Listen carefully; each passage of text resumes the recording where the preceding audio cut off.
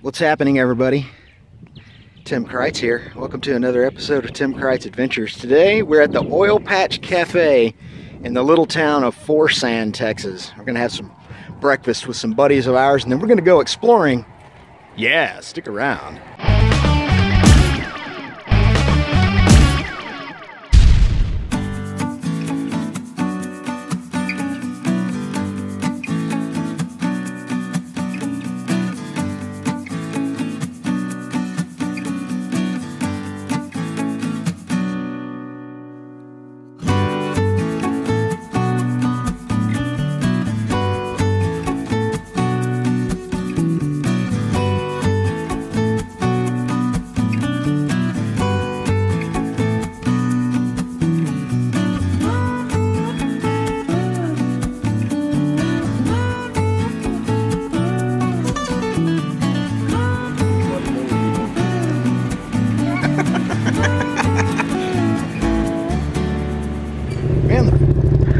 That was a good breakfast.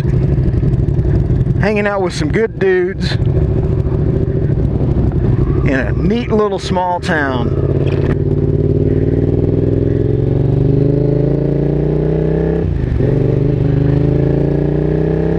Now let's go explore.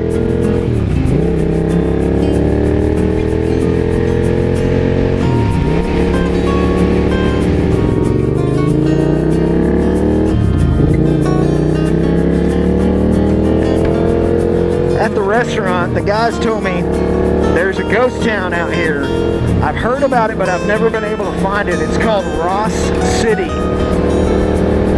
We're looking for a little dirt road turn-in, and supposedly there's no gates or anything, and there's an old jail out here. That would be very cool to check out.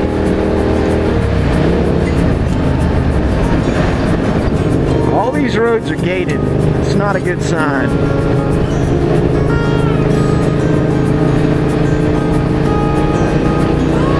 Open gate. That's not it. Pile of rubble, gated. This is the only bad thing about Texas. All the land is private. Most of it is fenced and gated. So while you see all these big wide open spaces, it doesn't mean you can go out onto them and explore around. The land belongs to someone. Another gate. Closed gate, closed gate, closed gate. Keep looking here.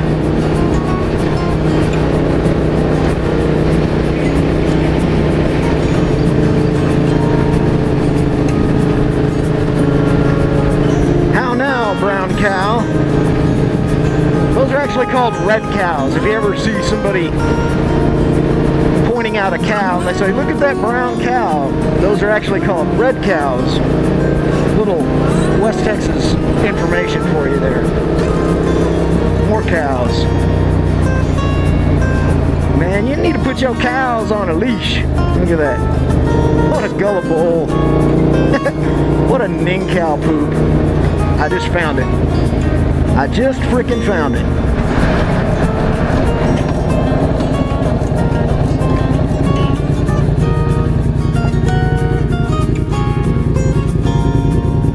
I just saw that old dance hall they were talking about. It's up on the top of that hill. Did you see it? Yeah. Let's see if we can get up there without crashing our freaking bikes and all that caliche.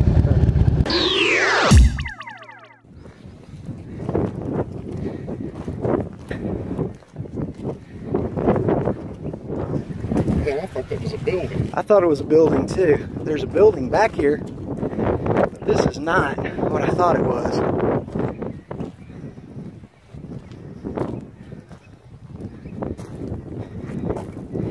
This is a gas lease.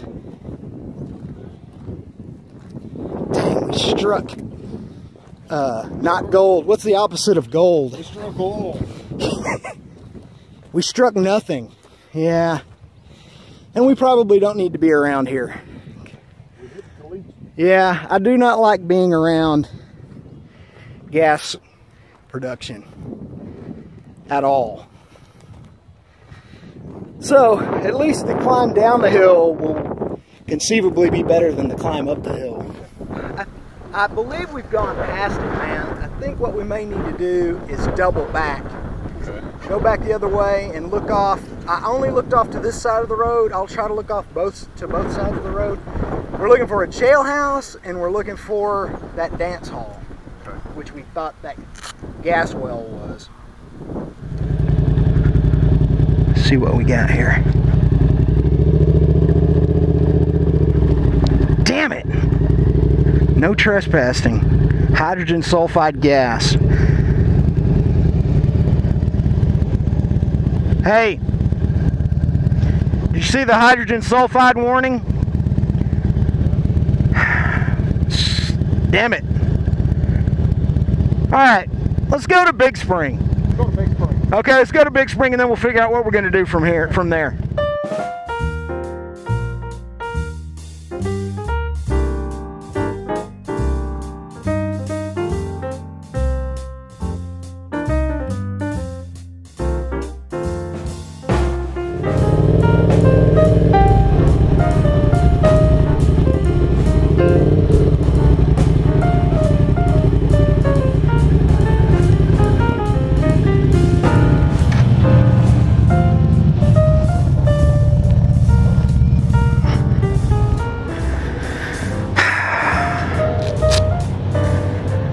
Take a little break here and get some fuel, get something to drink, take a leak, and figure out what's going on. Man, the wind is blowing like crazy. This has been the hottest, windiest spring I can remember in a long time.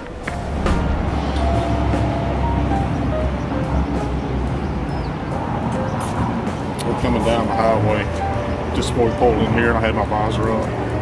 Bap! A big old bug hit me right in the cheek, right under my glasses. And it's still stuck there. Reach up there and flip it off. Well, it looked like a bee too. Now I got lucky that he hit me with his head first instead of stinging. yeah, you probably did get lucky. Well, that was a huge ghost town bust. Yep. But there is another place that we can go. People still live out there, but have you ever been through the old town of Elbow? It's back out south of town, and there used to be a school out there. The building is still there. I don't know if there are any ruins there, but we could go check it out and see if there's anything there. And then from there, we could just head back home. Okay.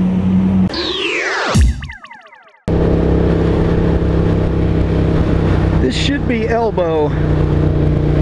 And if I took the right turn, yeah, here is the old Elbow School. Elbow Elementary School, closed down and boarded up. That's kind of sad. Look at this old place.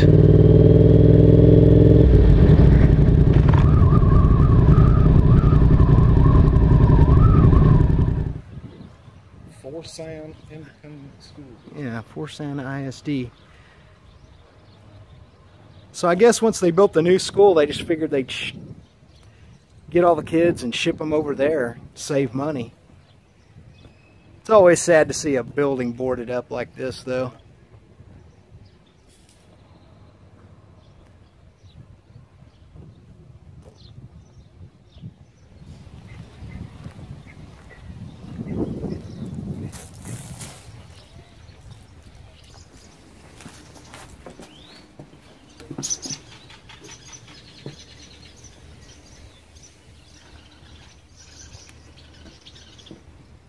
Man, it stinks in there, dude. Huh? It stinks in there.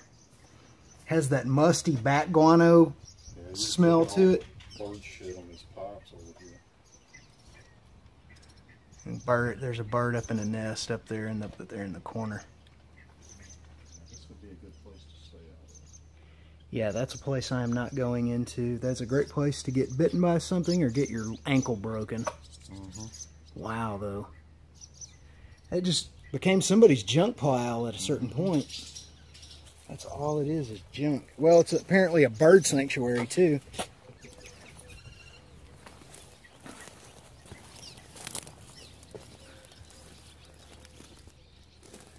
This place was probably 100 things in its lifetime. Look at the wood walls. Yeah. You just don't see buildings with wood walls anymore. I like the rope and pulley system they have. Yeah, to hold up that window. Yeah, window. That was some kind of a service window for something. I'd like to know what they did there. I think it was a farm supply. Yeah, maybe a sort of tractor supply. Yeah, or feed store maybe. Maybe it was a feed store. Sink. Yeah, there's a sink right there.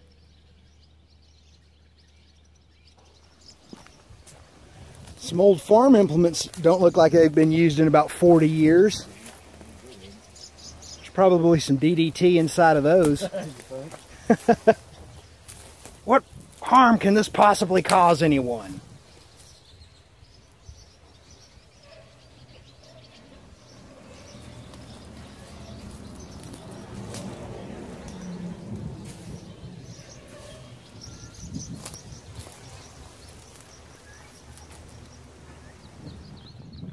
Holy mackerel, dude, a Chevy Scottsdale. That's a late 70s. Yeah, late 70s, early 80s maybe. Yeah. Maybe 1980 model. My Denny had a 79. It was last registered to run on the road a decade ago. My fascination with places like that is as much academic as historical and somewhat nostalgic as well. I'm interested in why people moved away from places like that. I mean, the city's not that far away. We have great transportation in this day and age. Why would you not want to live out in a place like that? I mean, I can see how conducting business might be more difficult, but I'm always enthralled with what people lived there, what families did they raise, what businesses did they run, what relationships, what stories happened in this little town in its heyday. Those are always the things that are interesting to me. And then from a just strictly human sociological standpoint, human behavior standpoint, why don't people want to live in rural areas anymore? Why is everyone moving to the city?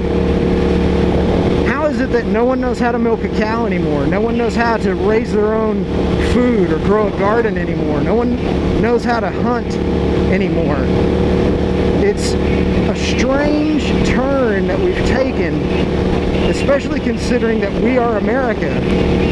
When World War II broke out and the Japanese invaded Pearl Harbor, we sent their ambassador home, obviously. We were like, hey man, it's time for you to leave. This is war. Get on a train and go back to Japan. Don't ever come back. Well, when that ambassador got back to Japan, he told his superiors, you guys have no idea what you've done. You guys have no idea the monster you've created. We have woken a sleeping giant. On my train ride from Washington to California to get on a ship to come back home to Japan, I rolled through grain fields and wheat fields for 3 days. We cannot beat this country in war. They will be the victor eventually. And he was right. But we don't celebrate our rural history anymore. We don't seem to care about it. It seems to be something that gets thrown away or is considered disposable. I think that's a mistake, honestly. And my goal, I think, at this point in my life, is to find someplace rural to live after I don't have to work quite as hard or quite as much anymore. When I can be semi-retired or fully retired, something like that. We'll see. But I love rural life. As you well know, if you watch this channel on any sort of regular basis, I never head toward the cities. I head toward the middle of nowhere to see what I can find. Alright, we're taking the back roads home, and we'll see you guys soon. Take care of yourselves, take care of one another. We'll talk to you next time. Bye!